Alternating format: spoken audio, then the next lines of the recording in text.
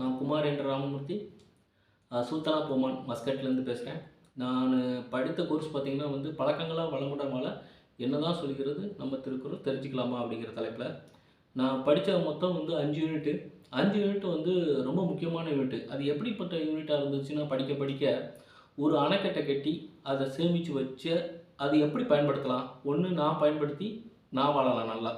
அப்புறம் வந்து என்னை சார்ந்தவரும் நல்லா வாழலாம். அதே மாதிரி என் சந்ததியினரும் நல்லா வாழலாம். அதுபோல தான் இதில் ஒவ்வொரு பழக்கமும் எப்படிப்பட்டதுன்னா வந்து அதில் இருக்கிற அந்த அணைக்கட்டை கட்டுறதுக்கு தேவையான கல், இடம், அதுக்கடுத்து மண், அந்த கம்பிக்கட்டு, சிமெண்ட்டு எவ்வளோ முக்கியமோ அது வந்து அதில் ஒரு இது வந்து குறைவா இருந்தால் கூட அத்தனையும் வந்து அணைக்கட்டில் சேமிக்கிறதோ அதை சார்ந்ததோ வந்து என்னாகும், வீணாக போயிடும்.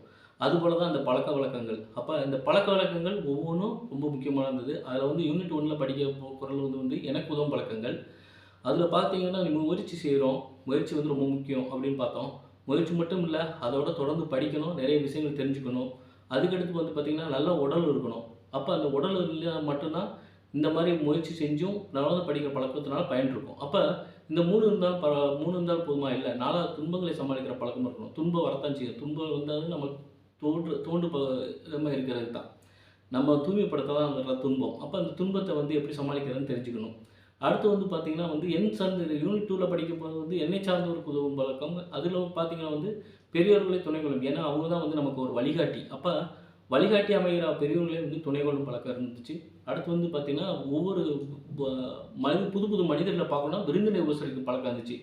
ஏன்னா வந்து அந்த விருந்தினர்னால தான் வந்து புது புது உறவு வரும். வந்து ஊர் உறவு விடும். அடுத்து பார்த்திங்கன்னா அது உலகமே உறவு விடும். அப்போ புது புது உறவுகள் வரும்போது இந்த விருந்தினரை உபசரிக்கும் பழக்கம் இருக்கணும். அடுத்து வந்து பார்த்திங்கன்னா யூனிட் 3 வந்து என் சந்ததியினருக்கு உதவும் பழக்கங்கள். என் சந்ததியினருக்கு உதவும் பழக்கம் பார்த்தீங்கன்னா, இன்றைக்கி போடுற ஒரு காசு வந்து வருங்கால சந்ததியினருக்கு எப்படி சேமிப்பா அமையும், அவங்களுக்கு வந்து ஒரு துணையாக அமைகிற மாதிரி இந்த அப்படி துணை அமையணும் அப்படின்னா நம்ம சோம்பல் இல்லாமல் உழைக்கணும். அப்போ சோம்பல் இல்லாமல் இருக்கும் பழக்கம். அடுத்து வந்து பார்த்திங்கன்னா அறச்செயலை செய்யும் பழக்கம், நல்ல செயலை செய்யணுங்கிற பழக்கங்கள்லாம் படித்தேன். அடுத்து வந்து பார்த்திங்கன்னா இது மட்டும் இல்லை, யூனிட் 4ல் வந்து எதிரிடம் சமைக்கும் பகை இல்லைன்னு வச்சுக்கோங்க ரொம்ப கஷ்டம். அப்போ ஒரு பகைகள் வரும். அந்த பகைகளை வந்து நம்ம வந்து அதுலேருந்து எப்படி வந்து மீண்டு போகலாம் அப்படின்னு பார்த்தா அறிவை பயன்படுத்தணும். அறிவை பயன்படுத்துறது மட்டும் இல்லாமல் பகை தான் வருதுன்னு சொல்லிட்டு தீய செயல்கள் செய்ய அவங்களுக்கு வந்து நம்ம தீய செயல்கள் செய்யக்கூடாது. அதை வந்து செய்கிறதுக்கு பயப்படணும் இல்லையா? தீய செயலை செய்ய பயப்படணும். அப்போ அந்த தீய செயல்கள் செய்ய பயப்படுற பழக்கம் இருக்கணும். அதுக்கடுத்து பார்த்திங்கன்னா வந்து இதெல்லாம் முடிச்சுட்டு நம்ம வந்து நான் நல்லா இருக்கேன், என்னை சார்ந்தவங்க நல்லா இருக்காங்க. அடுத்து வந்து பார்த்தீங்கன்னா என் சந்ததி நல்லா இருக்கிறதுக்கு நான் உதவுறேன். அதே மாதிரி என் எதிரிடம் பகையில் வந்து நம்ம போக்குறதுக்கான எதிரிடம் வந்து காக்கும் பழக்கத்தை வந்து நான் வந்து பயன்படுத்துகிறேன் அப்படின்னு நான் இருந்தாலும் உன்னத நிலைக்கான பழக்கங்கள் வந்து யூனிட் 5 அது படிக்கும்போது பார்த்திங்கன்னா வந்து ஏன் வந்து உன்னத நிலைக்கம் அப்படின்னா வந்து நம்ம நிறைய வந்து அறிஞர்கள் நிறைய மேதைகள்லாம் சொல்லுவாங்க, கேட்டுருப்போம்.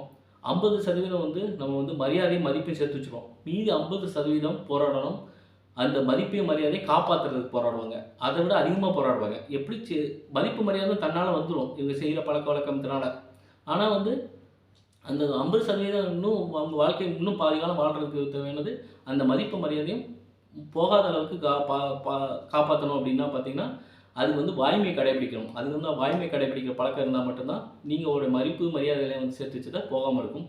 அதுக்கடுத்து வந்து பண்புடன் வாழும் பழக்கம். ஏன்னா வந்து வாய்மையும் பண்பு வந்து தன்னுடைய மதிப்பை வந்து 50% தேவையான நம்ம போக்குறதுக்கான வழி வந்து இந்த வாய்மையும் பண்புடன் வாழும் பழக்கம் இருந்தால் மட்டுமே நம்ம காப்பாற்றி வளமுடன் வாழ முடியும்.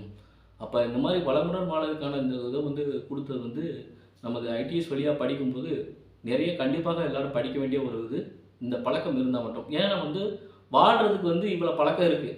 ஆனால் கெட்டுப்போக இதில் ஏதாவது ஒரு பழக்கம் இருந்தால் போதும், கெட்டு போயிடுவோம். அப்போ வாழ்கிறது வந்து ரொம்ப கஷ்டம். அதுக்கான வந்து பழக்கங்கள் நிறையா இருக்குது.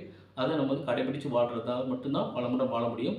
இது ஐடிஎஸ் வழியாக படிக்கும்போது ரொம்ப நன்றி. திரு தங்கமணி நடத்துனதும் ரொம்ப அருமையாக இருந்தது. மிக்க நன்றி.